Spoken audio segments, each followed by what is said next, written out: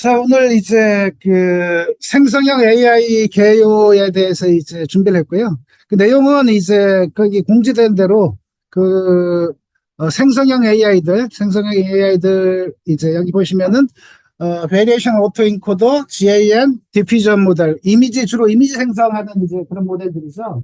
이거에 대해서 이제 그 원리하고 그 활용법을 이제 뭐 숫자나 그런 거 없이 이제 개념상으로 해드리려고 제가 준비를 많이 했는데, 이제 얼마 전에 이제 이게 나왔죠. 소리 뭐 들리시나 모르겠네. 예, 오케이. 예. 얼마 전에 나왔죠. 오픈 AI에서 이제 소라라고 프롬프트를 딱 치면 이제 거의 그 실제와 같은, 거기 소리 안 들리나요? 소리 공유했는데?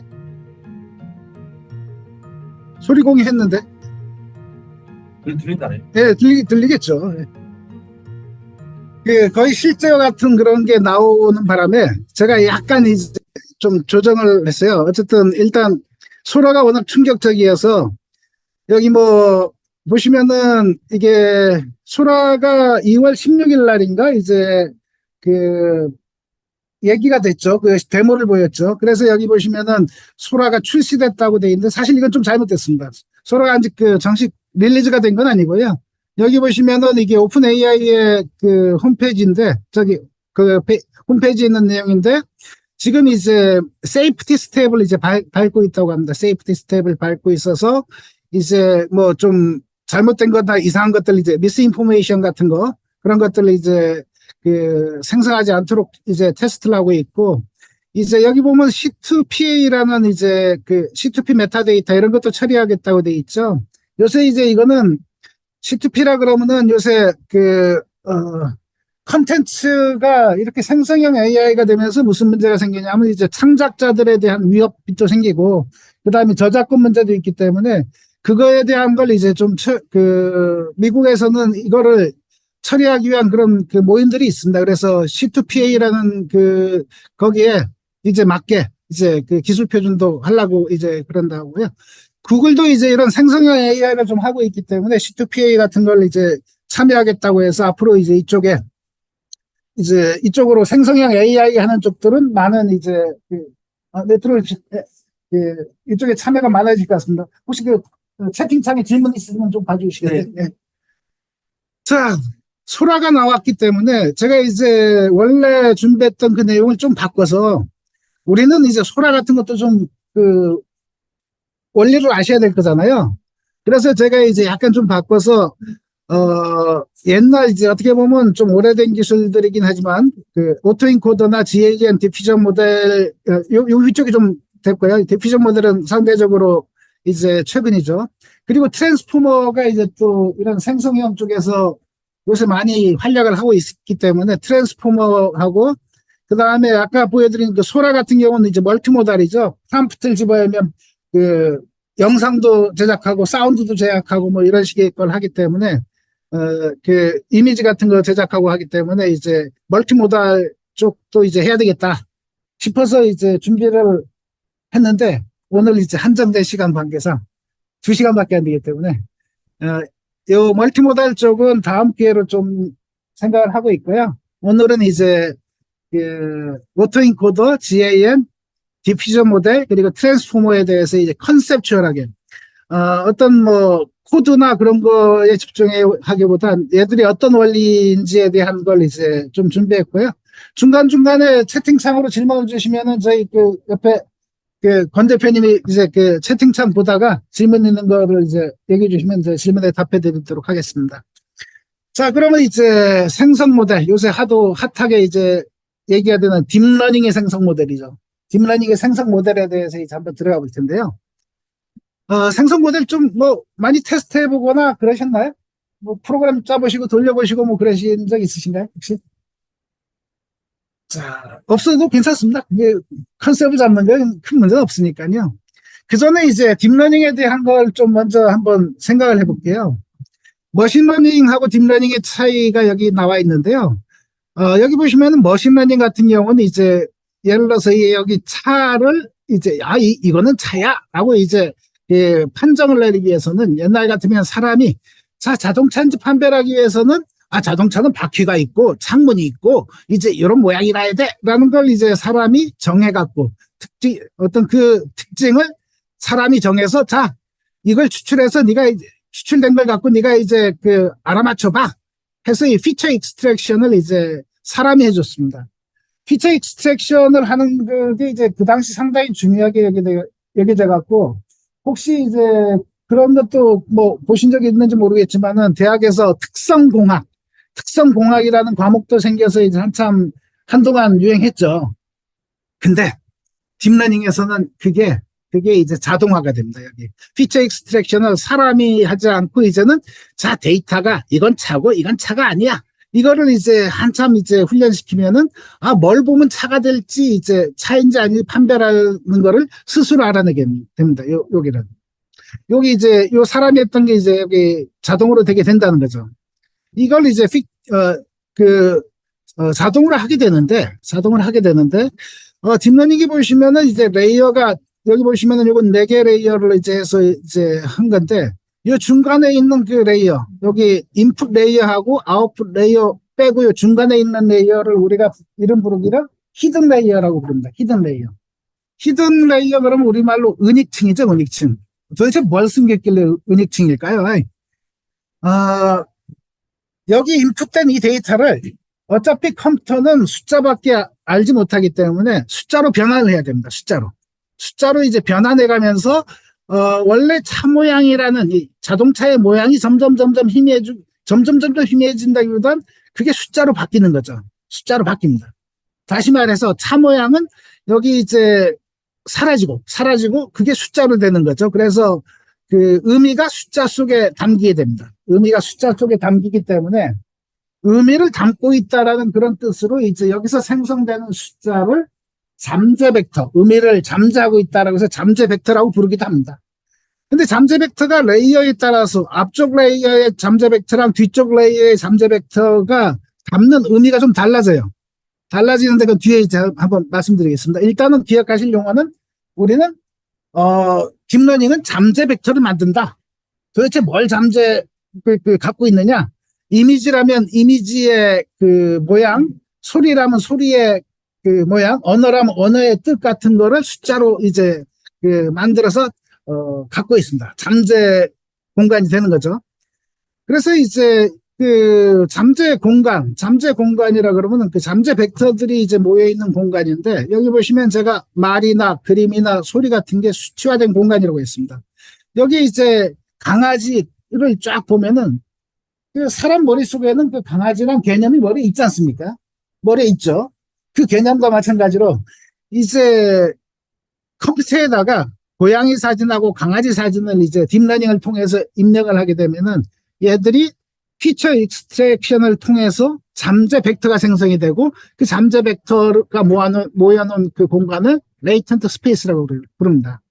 근데 이 레이턴트 스페이스에서는 그 중요한 특징이 있는데, 고양이는 고양이끼리, 강아지는 강아지끼리 비슷한 위치에 가게 됩니다. 비슷한 위치에 모여 있습니다.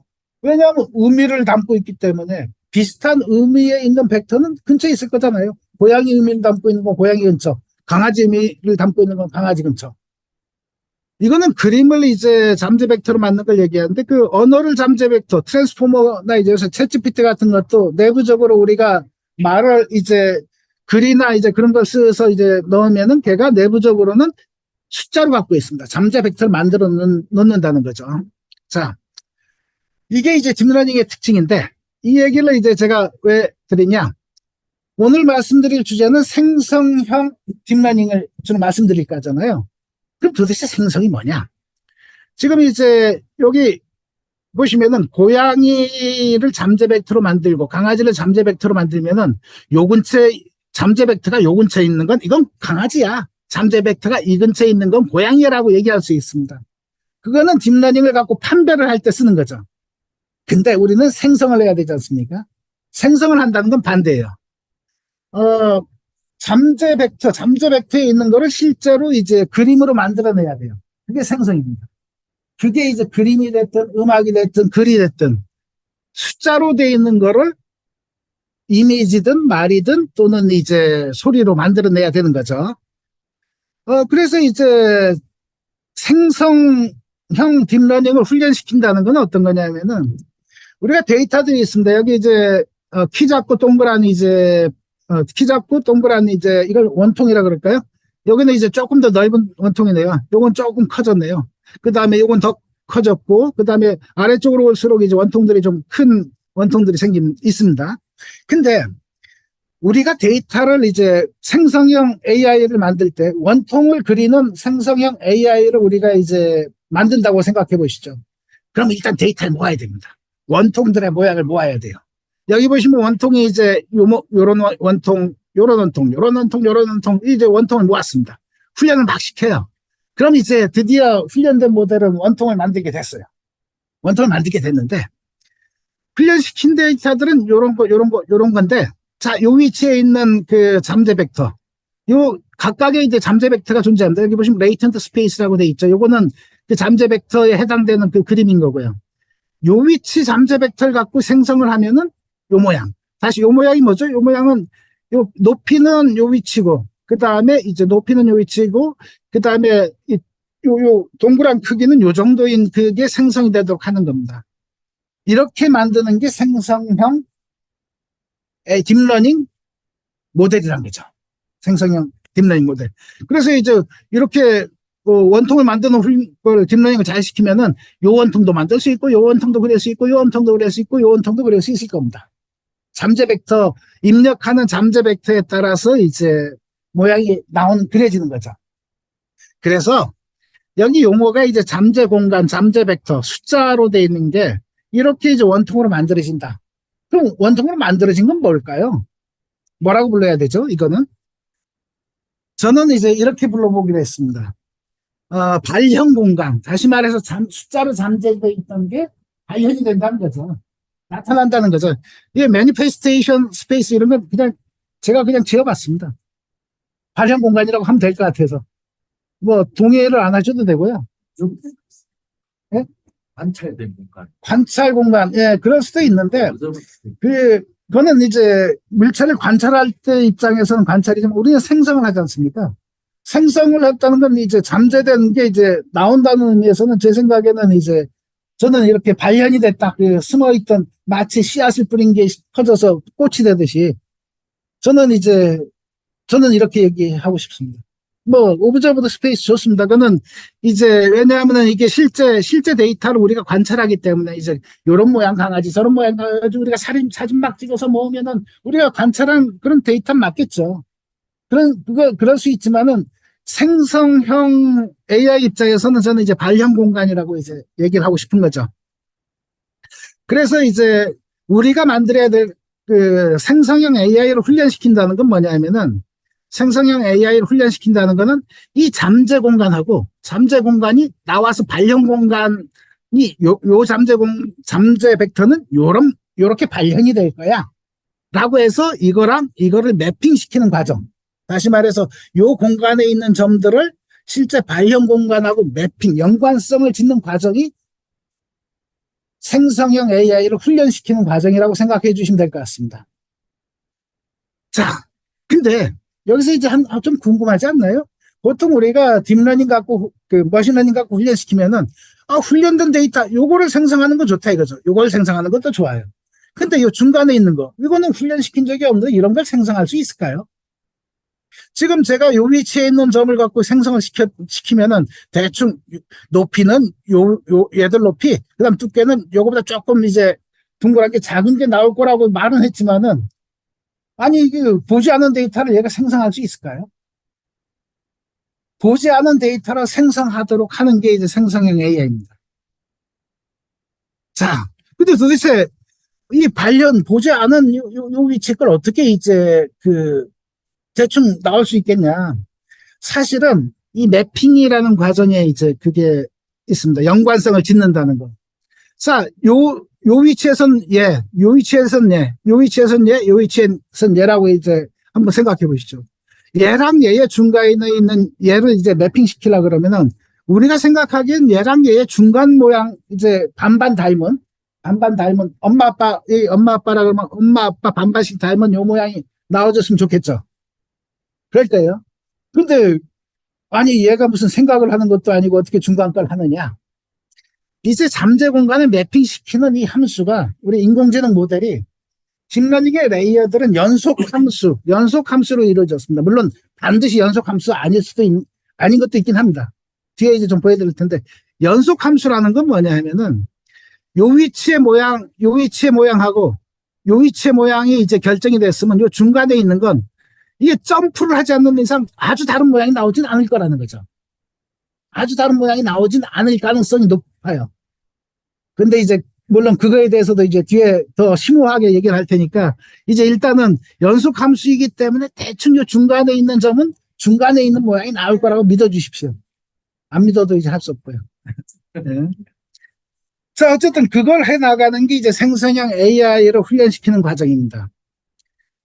최근에 이제 챗GPT가 나오고 뭐 그러면서 생성형 AI 모델이 워낙 인기랄까 관심을 많이 받기 때문에 생성형 쪽을 이제 많이 연구를 하고 있는데 그거를 크게 분류하자 하면은 이런 형태로 분류할 수가 있습니다. 크게 이제 생성형 모델은 explicit 하고 implicit density. 명시적, 우리말로 한 명시적, 여기는 뭐 암시적, 암묵적, 뭐 그렇게 얘기를 하는데, 암묵적인 거는 이게 하나가 있네요. GAN, 간이라고 얘기하죠. 그 Generative Adversarial Network. 얘 빼놓고는 다 이제 명시적이네요. 무슨 차이가 있을까요? 명시적, 여기 오늘 이제 할 거는 얘를 이제 하려고 그러는데, 이 명시적이란 말은 아까 말씀드린 대로 이제, 명확하게, 정보를 명확하고 직접적으로 표현한다는 걸 얘기하고, 암시적은 직접적으로 얘기를 안 한다라는 그런 걸 얘기하는데, 훈련할 때, 이런 차이가 있습니다. GAN에 대해서 혹시 들어보셨나요? 조금 들어보셨어요? 예, 좋습니다. GAN이 하는 건 뭐죠? 생성 모델이 딱 생성하면은, 너 틀렸어, 맞았어라고 이제 얘기를 해서 훈련시키죠? 그래, 그건 너 진짜 같은데? 아니야, 네가 만든 거 가짜 같아. 너 좀 잘해봐. 라고 이제 그런 식으로 가르칩니다. 다시 말해서, GAN인 경우는, 너는 요 모양을 만들어야 돼. 너는 저 모양을 만들어야 돼. 그렇게 이제 명시적으로 훈련시키지 않습니다. 하지만 다른 모델들, 오토인코더나 디퓨전 모델이나 이제 여기 이제 트랜스포머 쪽에 해당되는 이런 모델들은 이제 명시적으로 너 요걸 만들어야 돼. 타겟을 마치 이제 레이블되어 있는 대상을 만드는 것처럼 지도학습이라고 얘기해야 되겠네요. 지도학습 같은 이제 그런 식으로 훈련시킵니다. 뒤에 이제 그 특징을 한번 보면 됩니다. 다만 뒤에 이제 GAN 보시면은 그렇지 않다는 걸 느끼실 수가 있습니다. 일단 요 정도만 이해하시고 여기서 막 더 이해하려고 그러시면 이제 머리 아프니까요. 넘어가 보겠습니다. 자, 이제 요 정도 개념에서 우리는 지금 기억하실 거는 잠재 벡터라는 거, 잠재 공간과 발현 공간, 생성 모델이란 거는 잠재 벡터를 발현 공간에 있는 무언가랑 연관을 짓는 그 과정이 훈련 과정이다. 훈련이 다 되면 이제 잠재 공간에 있는 어떤 숫자 값을 넣으면 그 숫자 값에 해당되는 뭔가 이제 나오게 되는 거죠. 자, 먼저 이제 오토인코더를 한번 생각해 보겠습니다. 오토인코더는 이런 모양을 갖고 있어요. 입력이 들어가서 자기 자신이 나오도록 훈련시킵니다.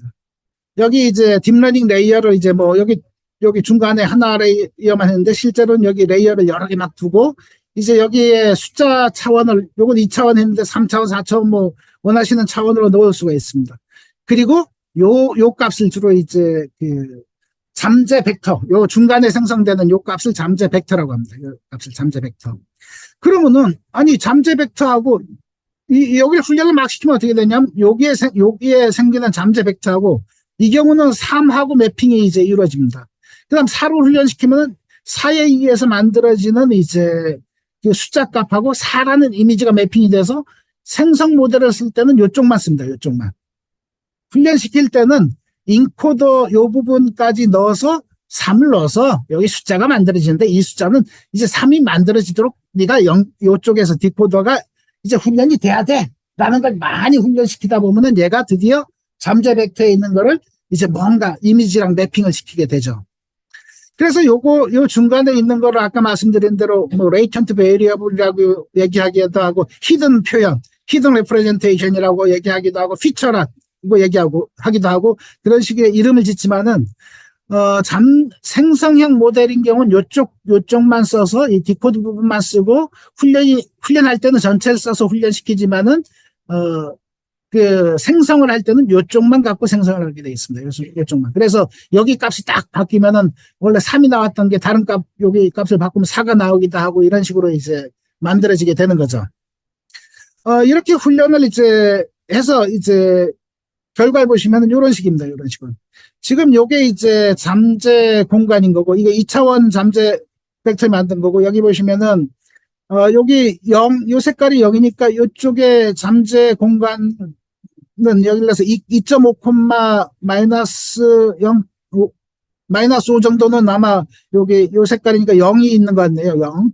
그 다음에 요 색깔이 있는 데는 요 빨간 거, 요 정도는 이제 9가 있는 것 같고요. 자.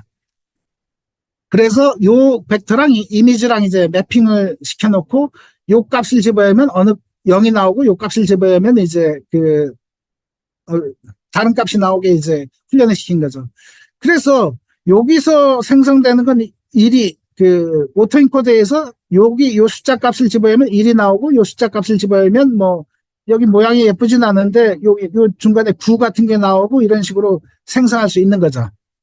근데 오토인코더는 생각해 보시면은 여기 조밀하지 않은 이제 잠재 벡터라고 했는데 요 그림을 한번 볼까요?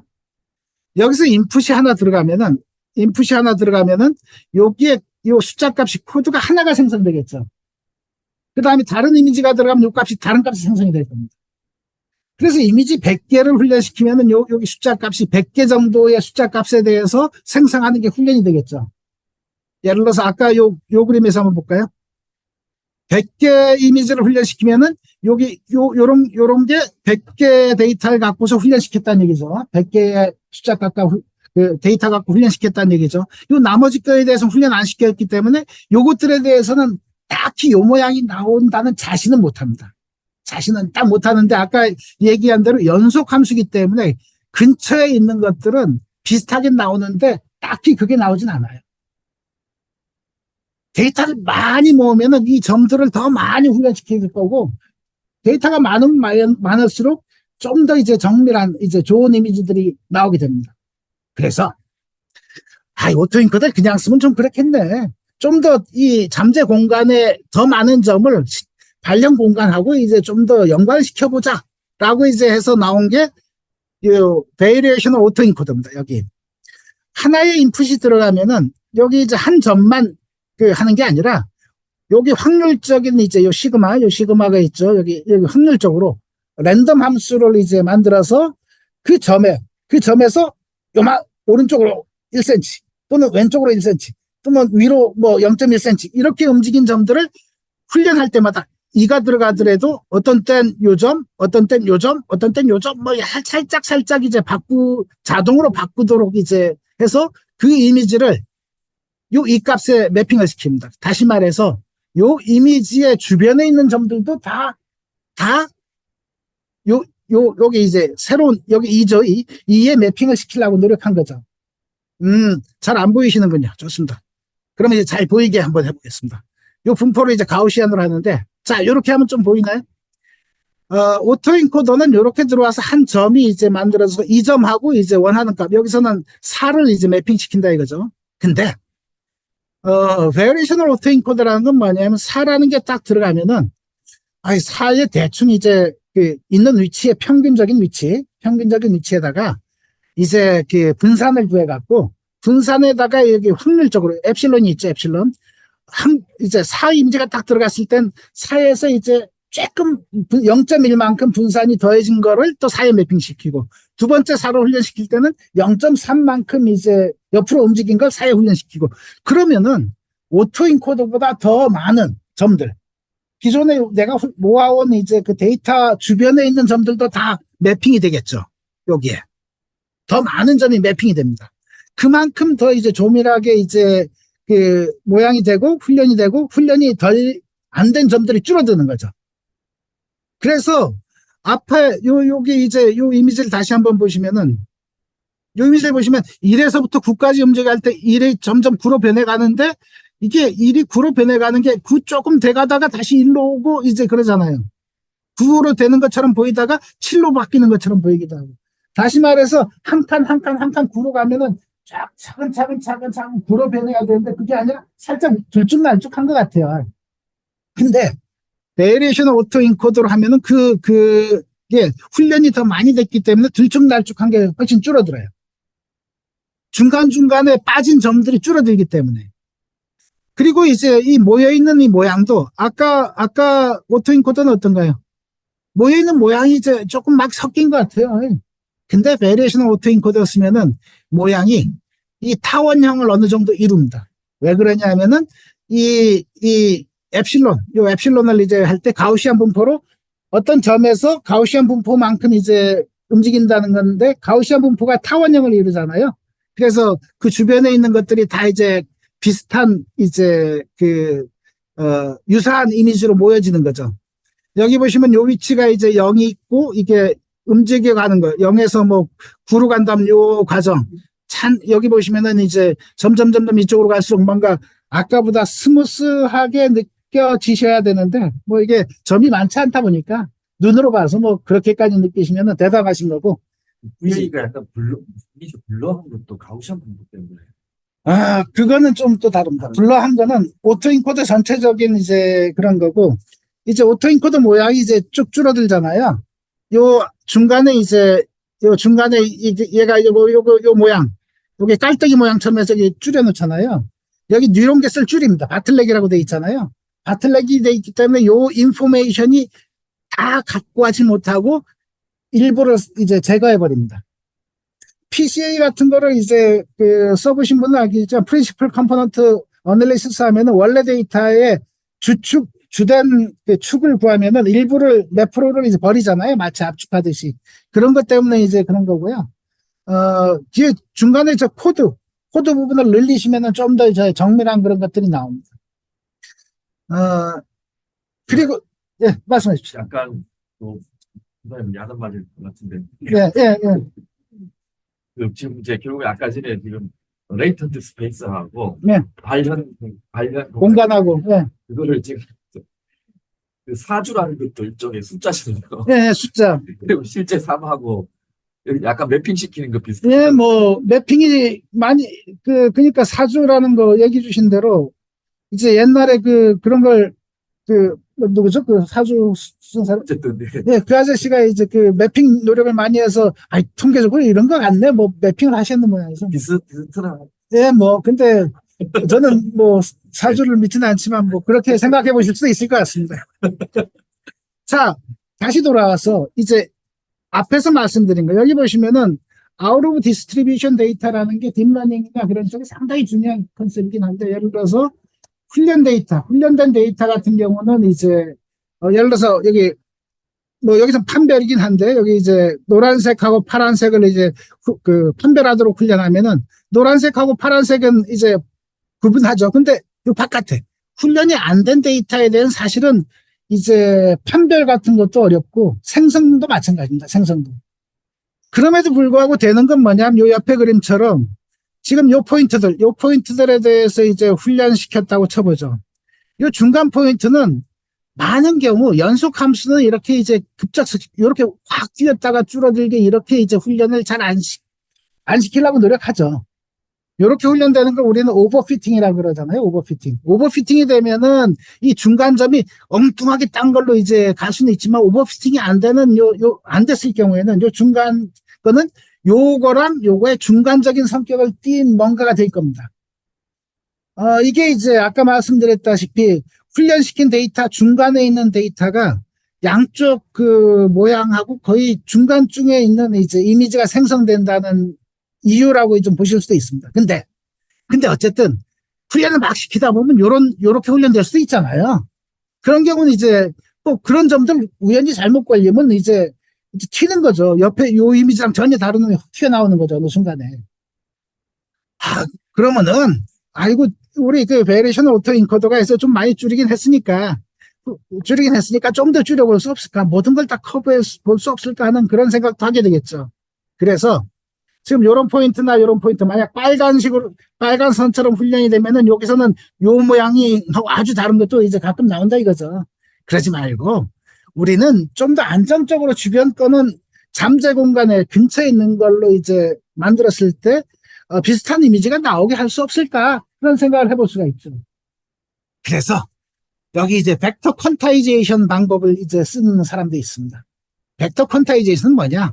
얘가 이제 그 CNN이나 그런 걸 통해서 이제 레이턴트 스페이스, 잠재 벡터가 만들어졌어요.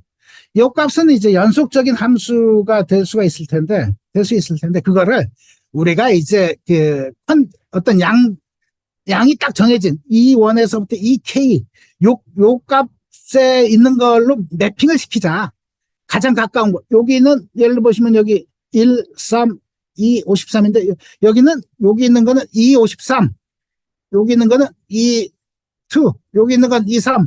이런 식으로 요 코드북에 있는 걸로 매핑시키면은 요 코드북에 있는 건 다 훈련된 숫자 값이 돼서 이제 된다 이거죠. 그러면 어떤 이미지를 넣든지 어떤 값을 어떤 잠재 벡터가 들어와도 코드북으로 이제 매핑이 되고 그게 매핑된 코드북은 이미 기존에 훈련됐기 때문에 훈련된 이미지가 이제 나올 거다 이거죠. 안정적으로. 별로 감동을 안 하시는군요. 네, 좋습니다. 어쨌든 얘는 이제 좀 안정적으로 주변에 있는 그림들을 이제 이미지 가 나오게 해서 잠재 공간에 빈 곳이 없어지면서 이제 훈련되지 않은 현상, 그런 게 이제 많이 줄어들죠. 어쨌든 좋습니다. 이게 이제 오토인코더는 이제 요 정도까지가 이제 뭐 새로운 기술들이 막 많지 않아서 요 정도까지 보시면 되고요. 얘를 갖고 이제 어디다 사용하느냐?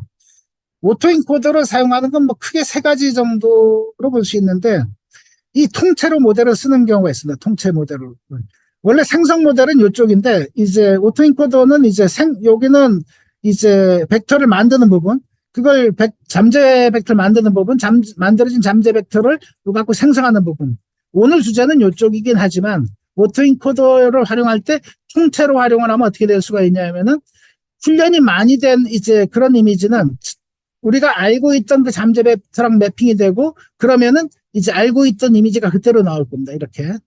근데 요렇게 이제 여기 그 커피를 흘렸든지 이런 모양이 들어가면은 얘는 훈련이 안 된 거잖아요.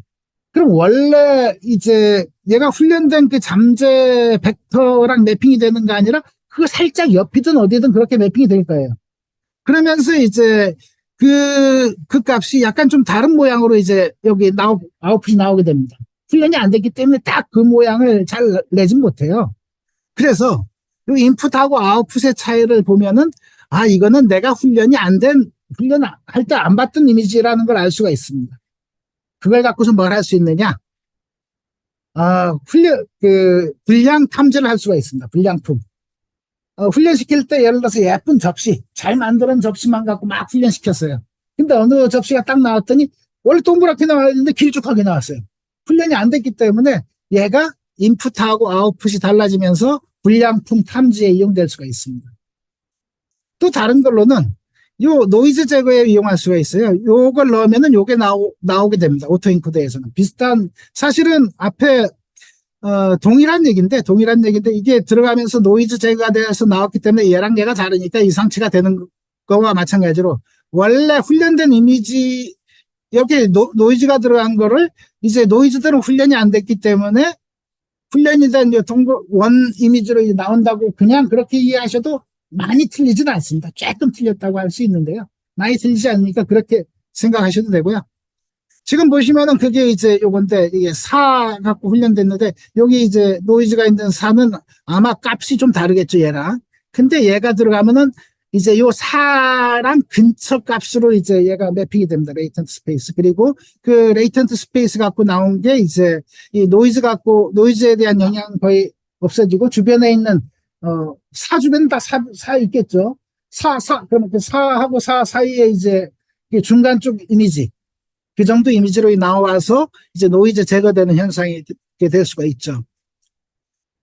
또 다른 이제 그 활용으로는 이번에는 요 생성하는 요걸 그걸 쓰는 게 아니라 요쪽을 쓸 수가 있습니다. 요쪽을. 잠재 벡터를 이제 쓸 수가 있는데, 잠재 벡터는 이게 숫자 값이기 때문에, 이게 숫자 값은 컴퓨터가 비교를 잘하겠죠? 크다, 작다, 비슷하다, 뭐, 이제, 유클리디안 디스턴스, 뭐, 코사인 디스턴스 하면 이제 비교가 잘 될 겁니다. 비교가 잘 되기 때문에, 이런 걸 할 수가 있어요. 여기 이제, 검은색 원피스를 갖고 이미지를 잠재 벡터를 만들면은, 자, 요 원피스, 이게 이런 옷 좀 찾아줘. 그러면 원피스 종류를 찾을 수가 있습니다. 원피스는 원피스끼리 잠재 공간에서는 붙어 있기 때문에 누가 가다가, 저 예쁜 원피스네 하고 사진을 찰칵 찍고 쇼핑몰에 가서, 이 원피스가 뭐지 좀 찾고 싶어. 이미지를 올리면은 그 이미지를 벡터로 만들고 이제 원피스 근처로 가고 그 주변에 있는 이제 원피스들을 이제 골라서 이렇게 보여주게 되죠. 이제 이런 식으로 서치, 의미론적인 서치를 이제 탐색할 수가 있어서 쇼핑몰 같은 데서는 이런 걸 사용할 수가 있습니다. 자, 또 다른 거는 이제 그 이미지 변환 같은 거, 스타일 트랜스퍼 뭐 그런 걸 할 수도 있는데요. 여기 보시면은 이게 여기 이미지가 좀 블러하죠. 요새 아까 말씀해 주신 대로 이제 오토 인코더가 중간에 코드가 좀 작게 잡으면은 이렇게 좀 이미지가 정보가 잃어버려 갖고 요걸 집어야면 여기 원본을 집어야면은 그냥 나오면 요 가운데 좀 블러한 이미지가 생성이 되는데 오토 인코더 생성되는 쪽에 그 다음에 여기다가 그 잠재 공간에서 웃는 얼굴들은 또 웃는 얼굴 근처에 모여 있겠죠. 웃는 얼굴은 또 웃는 얼굴 근처에 모여 있을 거고 요 잠재 벡터에다가 웃는 얼굴 쪽 방향으로 숫자를 조금 벡터를 더해서 생성을 하면은 점 웃는 얼굴을 만들 수가 있습니다. 이런 식으로 이제 잠재 공간에서 움직여가면서 이제 새로운 이미지들을 생성할 수가 있죠. 물론 앞에서 말씀드린 것처럼 얘가 이제 훈련된 그 펑션이 연속 함수적 특징에다가 너무 아까처럼 왕창 뛰지 않게 훈련이 잘 돼 있어야 되겠죠. 그 정도 이제 하시면 되고요. 요거는 제가 이제 제 노트북으로 하루 정도 이제 이 얼굴들 갖고 훈련시켜서 이제 나온 결과인데요. 노트북에 이제 GPU가 있고 하루 종일 이제 돌렸습니다. 쉬지 않고. 그래서 이제 훈련이 된 것 같고 이제 했던 거고요. 그럼에도 불구하고 불러하죠. 조금 더 이미지가 좋게 하려면 이제 벡터를 키워야 되는데, 그렇게 하면 벡터를 딱 키우면은 이제 이게 훈련 시간이 이틀, 사흘, 또 뭐 한 달이 될 수도 있고요. 그러니까 이제 아주 좋은 이미지를 하려면 큰 컴퓨터에다가 이제 GPU 같은 걸 좀 좋은 거 써야 됩니다. 일단 요까지 해서 이제 오토인코더의 특징을 이제 한번 살펴보면은, 오토인코더는 잠재 공간에 이제 레이턴 스페이스의 점을 발령 공간으로 연결했고, 베리에이셔널 오토인코더는 확률 분포를 이제 발령 공간으로 연결했고, 그러다가 모든 이제 이렇게 연결하는데, 생각해 보시면은 우리가 훈련을 하기 위해서 이제 이미지를 다 갖고 왔으면은 그걸 다 갖고 훈련 데이터는 다 훈련시킬 거 아니에요. 그럼 훈련된 그 모델은 이제 수집한 이제 그 관련 샘플들 그것들을 모두 생성할 수 있도록 훈련이 될 겁니다. 다시 말해서 강아지, 고양이, 코끼리 갖고 이제 오토인코더를 막 훈련시켰어요. 그 오토인코더는 강아지, 코끼리, 아까 뭐라고 그랬죠? 강아지, 코끼리, 고양이? 뭐 고양이 그 세 개를 다 생성할 수가 있는 능력을 가집니다. 그런 걸 뭐라고 부르냐면은 이제 다이버시티라고 부릅니다. 다이버시티. 훈련에 필요한 훈련에 사용된 모든 이미지를 다 생성합니다. 모든 이미지를 다 생성할 수가 있습니다. 별거 아닌 것 같아 보이는데 이제 GAN으로 들어가시면 이게 별거라는 걸 좀 느낄 수가 있습니다. 이게 명시적으로 이제 우리가 훈련시켰기 때문에 그래요. 왜냐하면 이거 강아지가 나와야 돼, 고양이가 나와야 돼, 그 다음에 코끼리가 나와야 돼 이렇게 명시적으로 훈련을 시켰기 때문에 앞에서 이제 말씀드린 것처럼 익스플리트하게 훈련시켰기 때문에 나오는 거고요. 이 모델이 이제 뒤에서 볼 모델들에 비해서 상당히 이제 작습니다. 그래서 생성하는 것도 이제 빠릅니다. 생성이 빨라집니다. 그러니까 여기 보시면은 오토인코더는 빨리 이제 나오고 다양한 거 주어진 우리가 훈련에 사용한 모든 이제 데이터를 다 생성할 수가 있습니다. 근데 요 퀄리티 아까 얘기해 주신 대로 블러한 이제 그런 이미지가 돼서 퀄리티가 좀 떨어지는 거죠. 품질이 낮습니다. 왜냐하면 중간에 오토인코더가 중간에 코드를 좀 작게 해서 어떤 일부 정보를 잃어버리는 그런 측면이 있기 때문에요. 그리고 그걸 갖고서 우리가 노이즈 제거나 이상치 탐지나 뭐 그런 쪽에 이제 활용을 하실 수가 있습니다. 자, 그럼 이제 GAN 쪽으로 가보겠습니다. GAN 쪽이 이제 또 하나의 아주 그 큰 산맥을 좀 이루는데요. GAN, 그 생성형 AI 공부하신 분들은 GAN은 좀 다 들어보셨죠? 혹시 뭐 중간에 질문 있는지 가끔 질문이 네, 예. 이따가 오픈 AI 관한 문제라서 예, 예, 좀 이따 드려요. 예. 자, 여기 저랑 좀 닮았나요? 안경 끼고? 별로 안 닮. 약간 좀 빼시면 돼요. 아, 저기 사는 점 때문에. 아, 이안 쿠펠로우라고, 이 아저씨가 이제 GAN이라는 걸 2014년에 이제 처음 그 생각해낸 건데요. 좀 특이한 생각이긴 했습니다. 뭐냐면은 이 형태인데, 모델을 하나 쓰는 게 아니라 모델 두 개를 씁니다. 두 개. 두 개를 써서 처음에 훈련이 안 된 두 개의 모델. 하나는 판별자, 또 하나는 생성자. 그래서 얘가 하는 일은 여기 실제 데이터, 진짜 우리가 사진 찍은 데이터, 그거를 이제 이건 너 진짜야? 라고 하고, 여기 생성하는 거, 어떤 잠재 벡터를 이제 주어지면은 그거에 대해서 이제 매핑되는 어떤 여기서 숫자 값이죠. 숫자를 딱 이제 생성했는데, 아니, 너 그 숫자 아닌 것 같아. 해서 그걸 판별해주는 판별자가 하나 있고요. 얘는 잠재 벡터를 이제, 생성자는 주어진 잠재 벡터를 갖고 타겟. 여기 이제 리얼에 비슷하게 이제 만드는 걸 이제 훈련하는 그런 모델인데요. 처음에는 얘들이 훈련이 안 돼 있겠죠. 그래서 처음에 이제 판별자가 판별자를 여기서 나온 값을 이제 구분하도록 이게 훈련을 시킵니다. 그러면 처음에 이제 얘는 훈련 안 시킵니다. 얘는 훈련 안 시키고 어느 정도 적당하게 자, 오랑 여기서 나온 값을 이제 넌 가짜야? 넌 진짜야? 어느 정도 하면 얘가 이제 처음에는 얘가 엉뚱한 이미지를 그릴 거니까 운 좋게 좋은 이미지를 나올 수도 있습니다. 근데 많은 경우, 대부분의 경우 로또 맞을 확률보다 이제 더 낮게 얘가 이제 처음부터 딱 5, 6, 7, 8 나올 수도 있어요. 근데 그럴 확률은 무지 작고 나온 거를 이제 아니 너 숫자 안 같아 라고 이제 피드백을 주게 됩니다. 그러면은 얘가 처음에 이제 틀렸어 그러면 이제 어느 정도 훈련된 다음에 이제 얘를 훈련시키는 거죠. 너 틀렸어 그러면 틀렸구나. 그럼 다른 걸 한번 시도해 볼게. 다르게 만들어 볼게.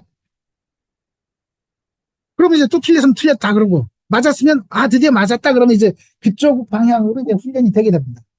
근데 여기 이제 뭐 모조품 생성을 한다 그러는데 이제 생각해 보시면 아까랑 큰 차이가 있습니다.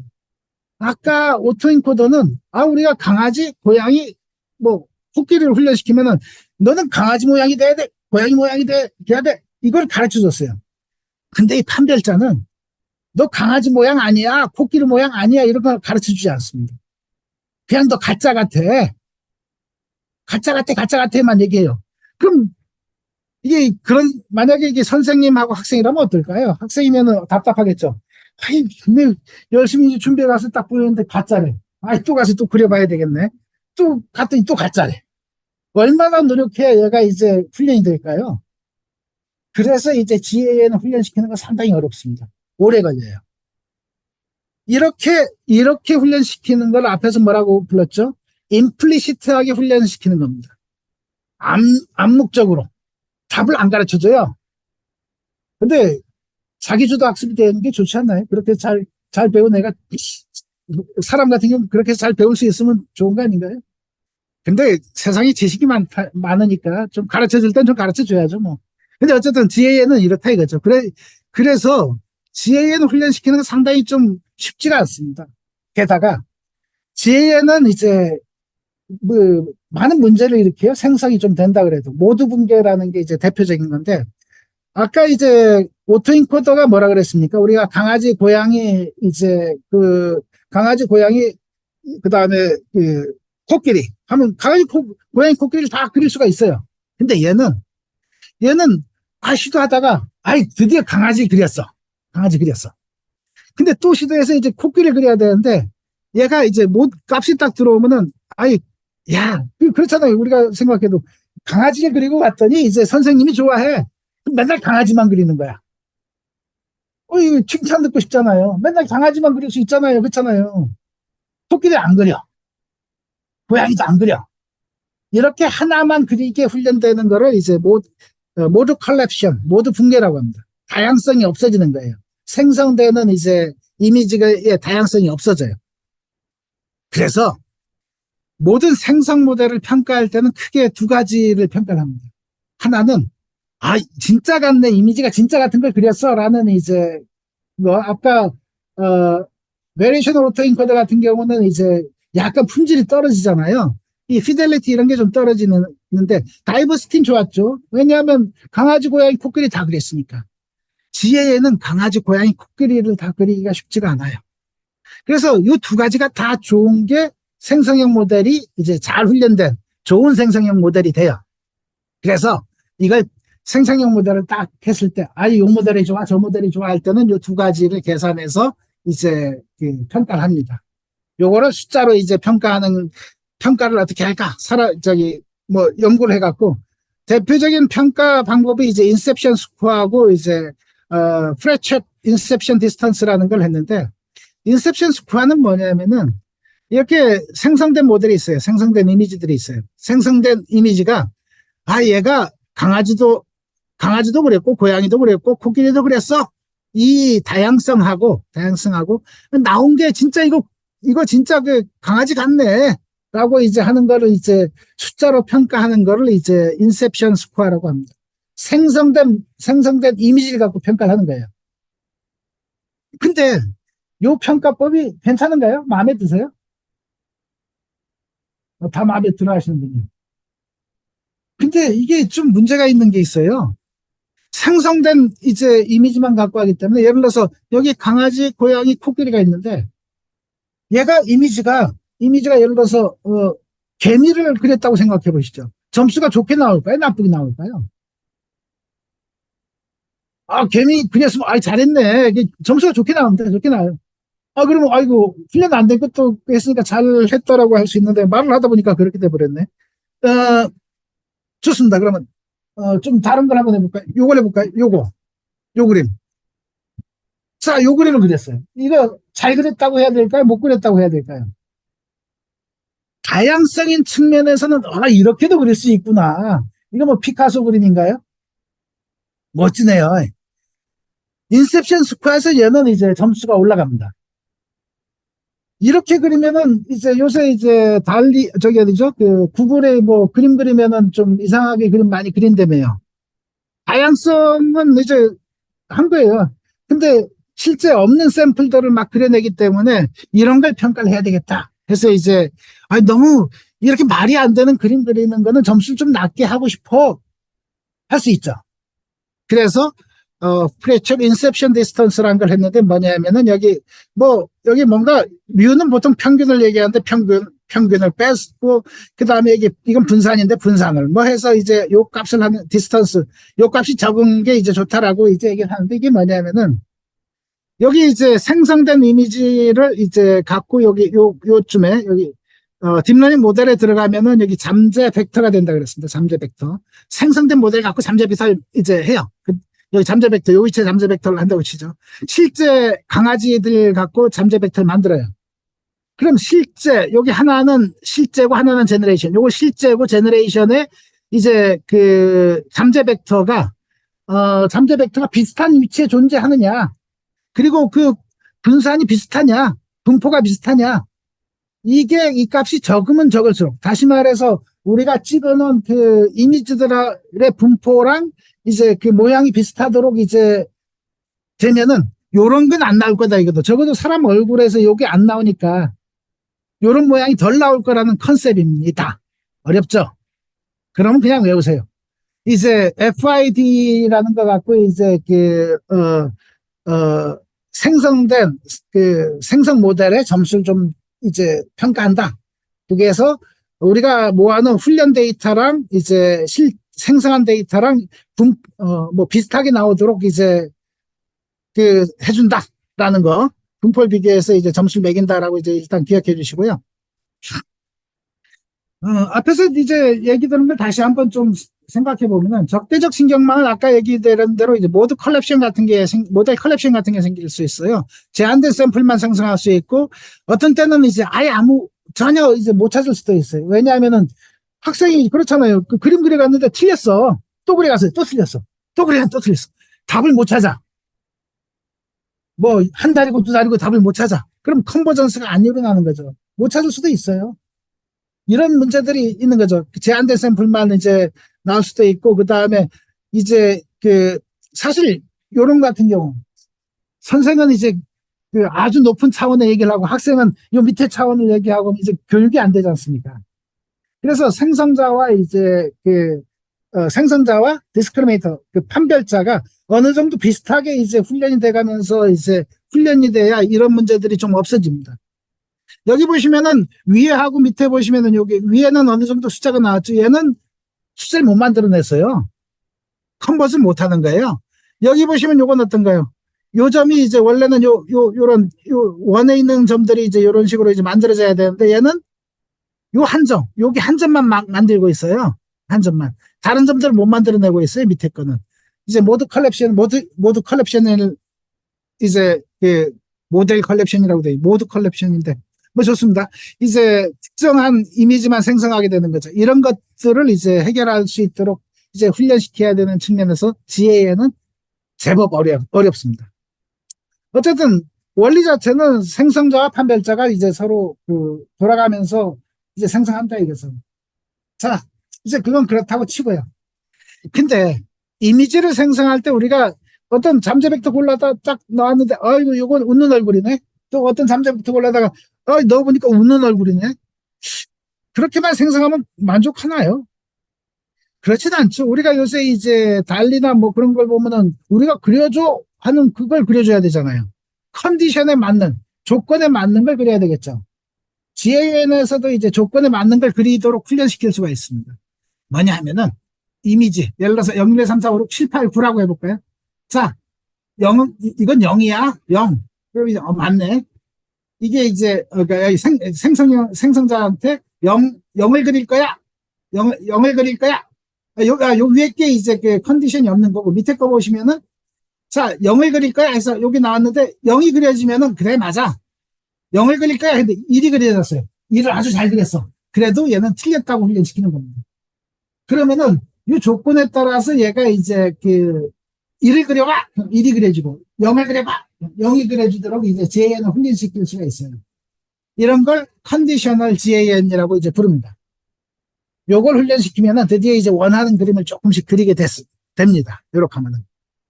근데 이제 이런 것들은 이제 약간 좀, 간단한 모델인 거고요.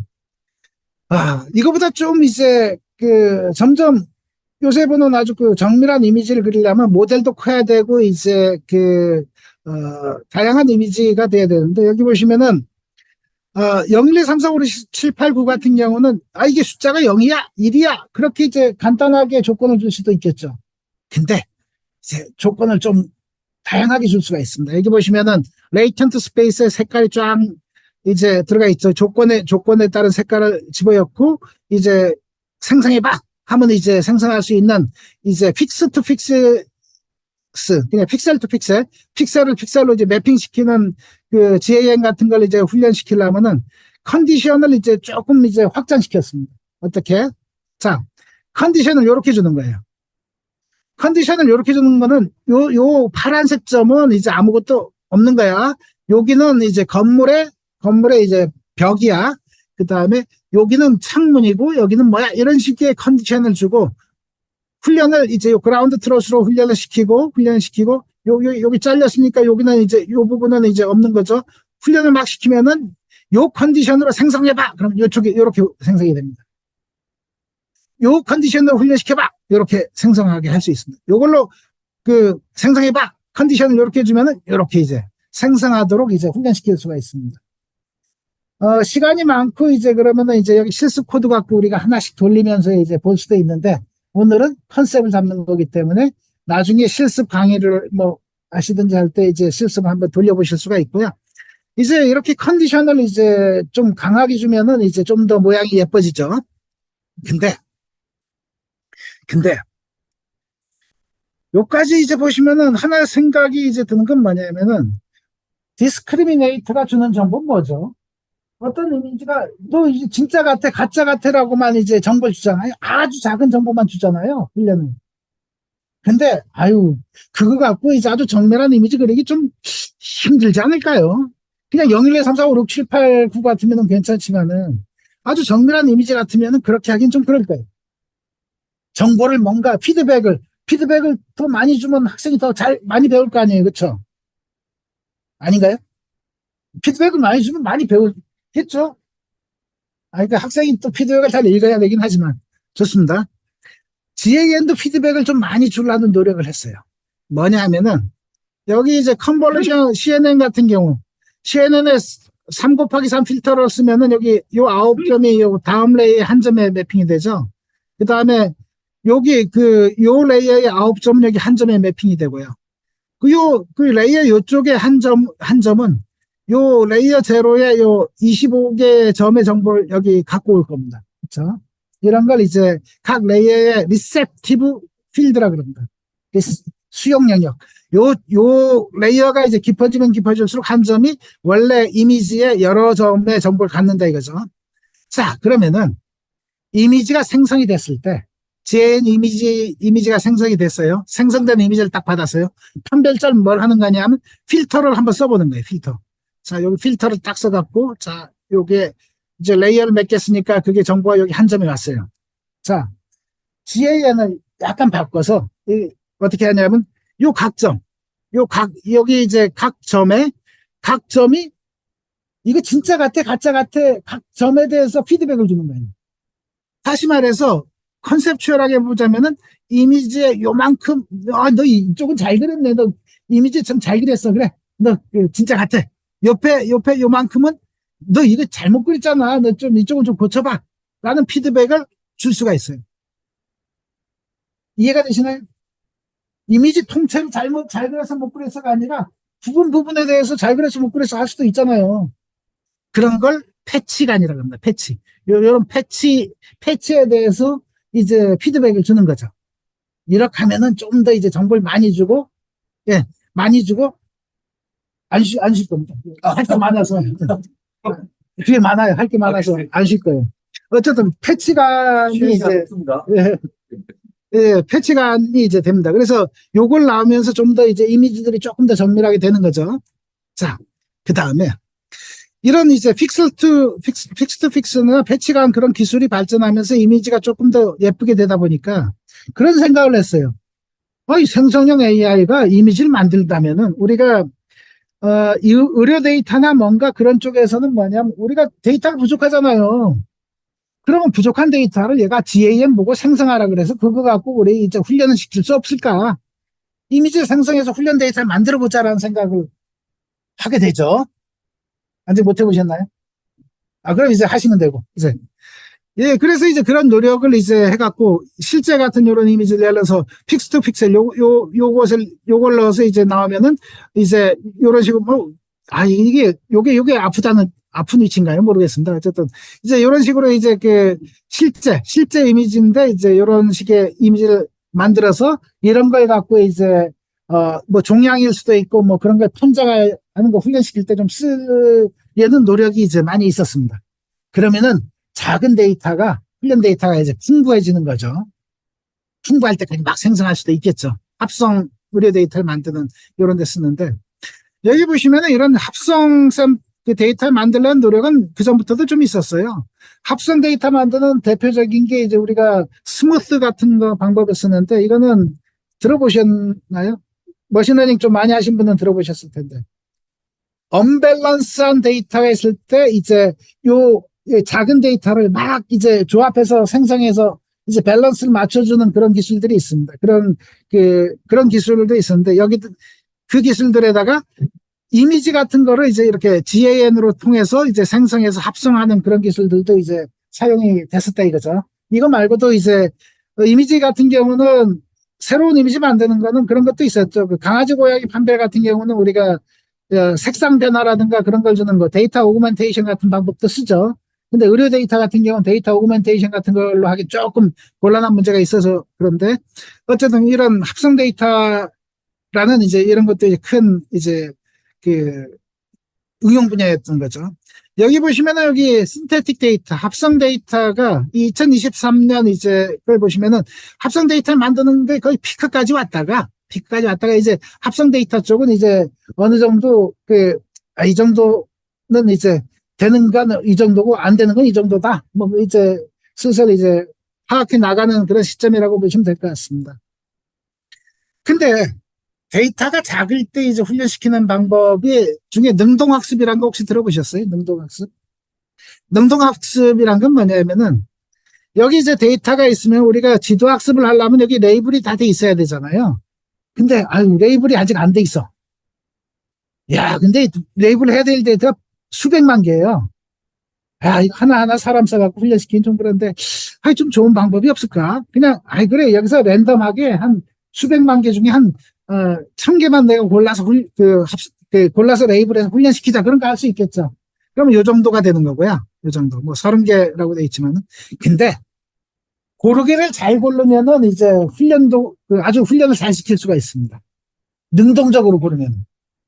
여기 보시면은 요 경계가 되는 위치에 있는 얘들을 이제 골라서 얘를 훈련 데이터로 하면은 요 경계가 잘 만들어져요.